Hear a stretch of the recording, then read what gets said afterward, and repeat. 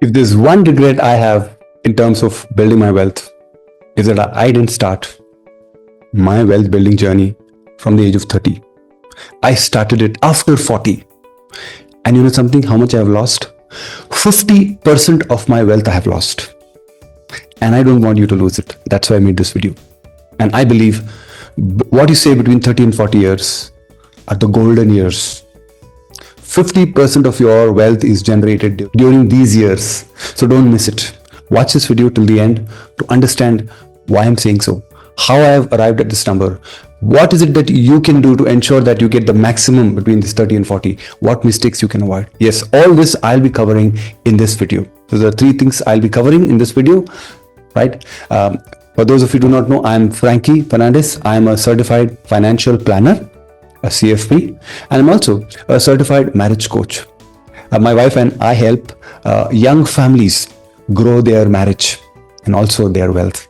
We are married for 24 years and I have experience of over 33 years in the mutual fund industry. So hope you will learn from this video.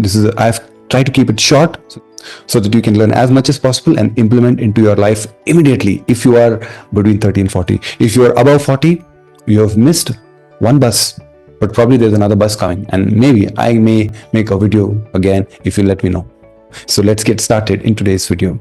Let's take an example of a couple who are in their 30s, both of them working or only one of them is working, and they get a good salary, a decent salary, and they're able to save 10,000 per month at the age of 30 in an SIP, in a mutual fund, giving you roughly on an average 15%. And if you step up every year by 10%, which means every year you increase your SIP allocation by 10%. That means if you start with 10,000 per month, when you are 31 years, you make it 11,000 per month. You increase by 10%. And you keep doing that for the rest of your life till you retire at 60 years. And do you know what will be the corpus that you will be generating? It will be around roughly 12.6 crore. 12.6 crore. But what is more interesting is the money that you invested between 30 and 40 years would generate roughly 50% of your corpus. That means for a person like me who started investing late, after 40, I have lost 50% of my wealth. Yes, this wealth, a part of it is for retirement, part of it is for children's education, part of it is for their marriage, housing, buying a house or a car or whatever. But most wealth is generated between 30 and 40 years. So roughly out of the 12.6 crore, 6.15 crore is what will be generated from the investment that you did from 30 to 40 years. Around roughly 4 crores, that is 3.94 crore, will be generated from 40 to 50 years, what you invested. And 2.53 crore will be generated from what you invested 50 to 60 years. And let me just quickly share with you, what have you invested from 30 to 40 years? Every month when you invest 10,000 per month and you increase by 10% every year, you have roughly invested 19 lakhs. You have invested 19 lakhs in the first 10 years, and that 19 lakhs has generated you 6.15 crore, which is it is grown by 32x. What 19 lakhs has now become 6.15 crore. 90, this is 32 times of what you invested. And what you invested between 40 and 50 is roughly 49.6, which is like 50 lakhs. That 50 lakhs has generated you 3.94 crore, which is around 7 to 8 times of what you invested. And finally, you invested 1.28 crores from age 51 to 60, and that has generated 2.53 crores. That is roughly 2 times. You see the difference. And if you miss from 30 to 40 years, you've missed half of your wealth. Do you want to miss it? I know you don't want. I don't want you to miss it. Why should you miss it? These are the golden years. So take the best advantage of your age between 30 and 40 years? If you are between 30 and 40 years, let me know in the comment box what's your age and what is your SIP that you have started. So this was the first part of what the numbers look like. Now we look at why I believe between 30 and 40 are the golden years. So what is the number one advantage you have between 30 and 40? Why do I call it as the golden years? Because you have time in your hands. You've got 30 years, 30 years, which is a long period. The biggest asset you have is time. The compounding needs time. It is said that Warren Buffett's 90% of his wealth was created after the age of 60 or so because of compounding. So if you are in your 30s, you have time in your hands, which I don't have in my early 50s. So you have time. That is the number one, because with time, you get compounding advantage. Number two, the advantage you have is that you have the maximum career growth happening between 30 and 40 because you are young. You can change jobs, get better titles, higher hikes in your salary, and then your salary base is low. So your employer doesn't mind giving you a higher hike. So this is why you can actually keep increasing your investments. Number three, comparatively, you have lower expenses compared to people in their 40s and 50s. For example, in the 50s, they have to spend on their children's higher education and their marriage, probably. And between 40 and 50, children are grown up. They're probably in their teens. So in terms of expenses, groceries or clothes or whatever, they're all more expensive. So between 40 and 50, the expenses go up. You go for more vacations because children have grown. There are a lot more expenses, absolute numbers also, and of course inflation. So between 40 and 50, you're spending more compared to 30 and 40. 30 and 40, your expenses are comparatively much lower. So you are able to save much more. And this is the time you have a high risk appetite. You can invest a lot more into equities, high risk products, because you have a long runway. You've got 30 years. You have time to rectify if you've made some wrong choices, wrong investments. You actually have time. But when you're 50 and 60, you have lost that time. You can't make a lot of changes. You can't take high risk. Your appetite is low. Your capacity could be much higher because you have a lot of wealth, but your appetite and your risk tolerance is low. Because when you're in 50s and 60s, you have to pay fees for your children. You need more stability. But in 30 and 40, you can take huge risks. And finally, point number 5. Between 30 and 40 is a foundation to build your marriage and to build good financial habits. For example, budgeting. If you start budgeting and do it regularly, you are into a habit. And that habit will be there for the rest of your life. When you are young, you actually can discuss together because you both are young. You're open to listen to each other. You discuss, you communicate, you are transparent when it comes to financial matters. You work together. You have a joint account. So this is the time actually you can build very good habits. You can decide what are your needs, what I want. Even your children, when they're growing, you can actually help them make those decisions. So this is the best time you can actually have your financial goals written down in your early 30s, and you both can be together monitoring that financial goal and discussing. So as you grow older, you become more individualistic and you're not malleable. You cannot listen to each other. Actually, between the 30s and 40s are the best years to build your marriage, build a strong foundation for your marriage, and also to build your wealth. So these are the 5 reasons why I call these 30 to 40 years golden years, the best time to build your wealth and your marriage. Now, what is it that you can do during these 10 years between 30 and 40, during the golden years, to take maximum advantage, to ensure that you get the best of your wealth and your relationship? Number 1, I am a financial planner. Remember, I'm a certified financial planner. And for me, it always begins, wealth creation and wealth building begins with financial planning. This is the time you should write your financial goals. Talk to a financial planner. Watch some videos. You can watch some of my videos. I am going to give you the links. Watch them. I have some of them. I've already displayed them here.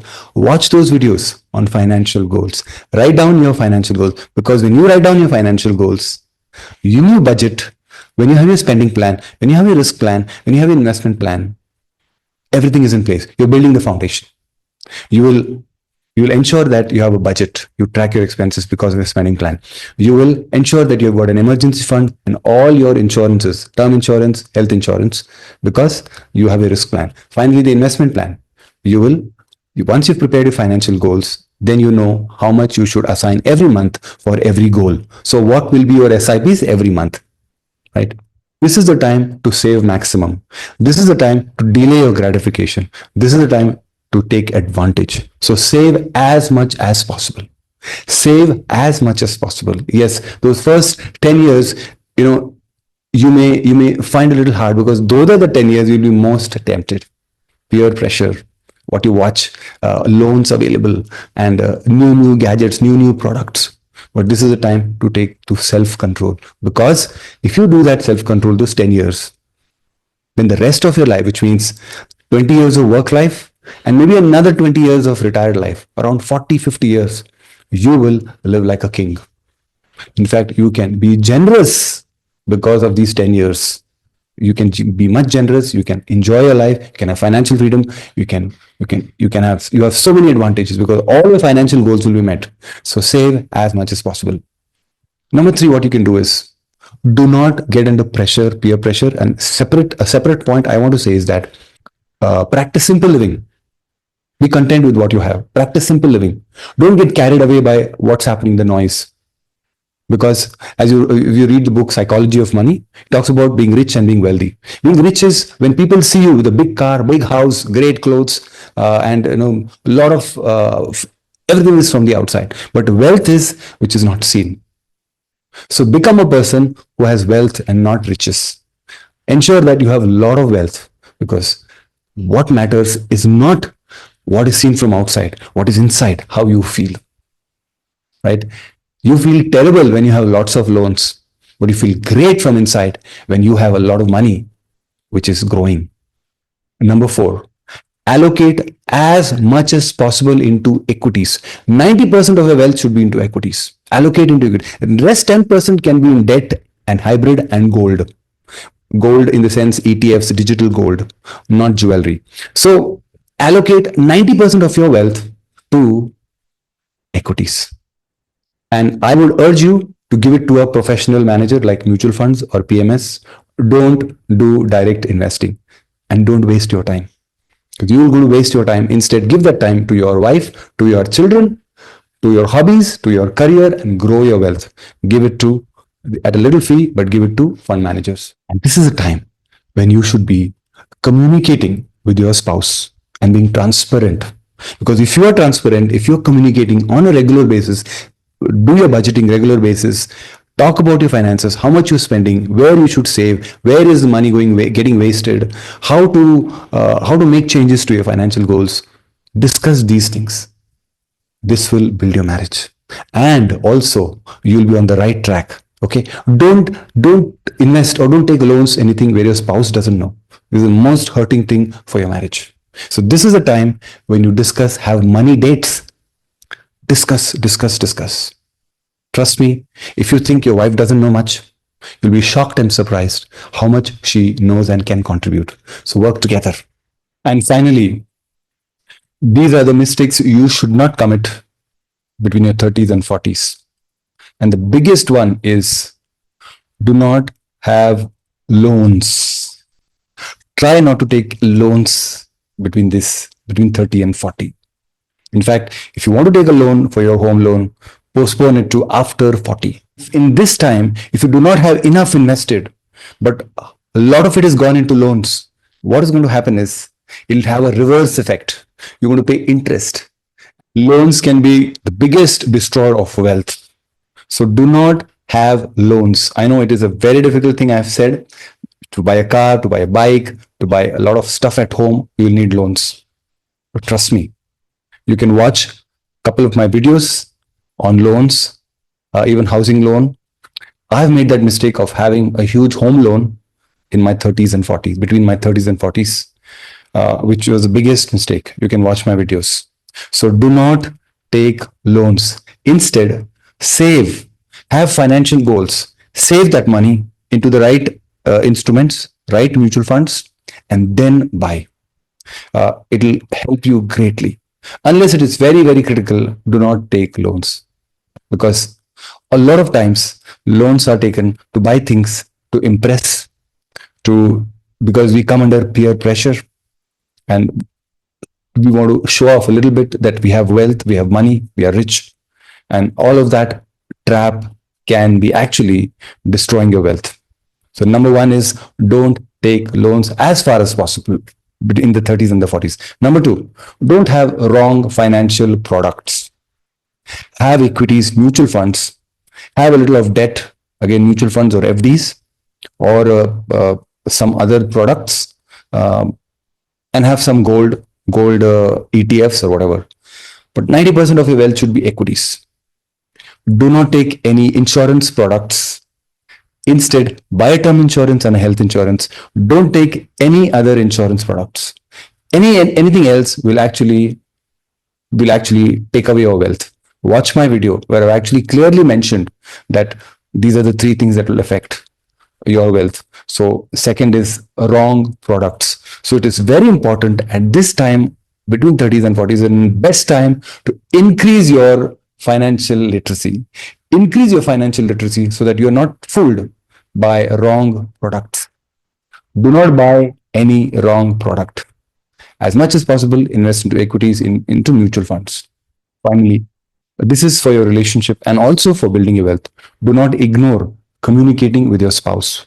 As much as possible, this is a time when you get into a habit of communicating. You'll be tempted not to talk about it, but I request you, talk. Don't ignore your spouse. Any decisions you make, whether taking a loan, if you're taking a loan, or investing, or buying some things, whatever it is, discuss. This will strengthen your marriage, and not only strengthen your marriage, but you'll make the right decisions between 30 and 40. So what we have done is we have talked about why investing between 30 and 40, I call them the golden years, what you should do, and finally what you should avoid. So I hope in this short video, you have learned some very important lessons. I want you to focus more and more and thinking about between 30s and 40s. See, remember, life is not just about having a lot of things. Life is about long term, how happy you will be in the long term, right? And having a good relationship with your spouse, building your relationship and making the right financial decisions will determine the rest of your life, determine the happiness and joy for the rest of your life. So don't mess up in these 10 years. Did you learn something from this video? Please show it with a thumbs up. If you didn't like, show it with a thumbs down. Tell me what you didn't like and tell me what you liked. And please comment and ask me if you have questions. And if you have not subscribed, you may want to consider subscribing to my channel. My goal is to help young families. I'm not just here to help you grow your wealth and give you some tips and tactics for growing your wealth, but also your relationship, because I believe both are important. So hope to see you soon. Thank you for watching this till the end.